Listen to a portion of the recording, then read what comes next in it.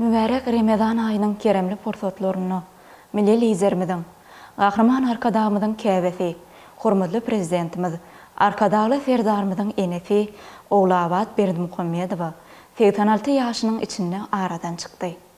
Bu ajy habary tutuş türkmen halky uly gynan sülen kabul etdi.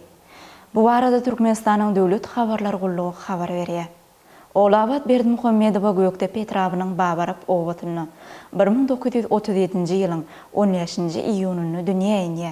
Ol maşgala gymmatlyklarynyň gadaryny ören gowy bilýän, ömrüň manysyny halal ýaşamakda görýän, öz halkynyň milli ýol ýörelgesini, wepallygy, buýsunç tuguny öwren parasatly benanlar.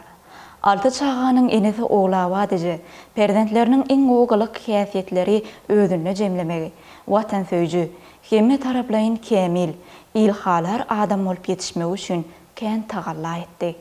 Oglawat eje milli gymmatlyklarynyň döwrewat derejede ösdürülmegini, halkymyzyň asyrlar aşyp gelýän ýörelgeleriniň dowam etdirilmegini, el işlerini juda ussat halipa hükmünü bu beýik sungaty nesillere geçirmekde, münasip şägirdleri ýetişdirmekde taýsız hyzmatlar bitirdi. Oglawat ejeňiň ömür ýoly türkmen denalary üçin beýik mektepdir. Halka hem watany, maşgala hojugyny wepadarlygyň, ýaş nesli iň asylly ýörelgeler esatyny terbiýelemegin, milli ýörelgeleri we milli sungaty söýmegin, gowramagyn hemde dowam etdirmegin hiç mahal unudulmajak nusgasyny görkezden Oglawat Berdimuhammedowa hakyndaky nurana ýatlamalar biziň kalplarymyzda ebedilik saklanar. Merhumyň jaýy cennet bolsun, Allah Taala oňa iman baýlygyny bersin.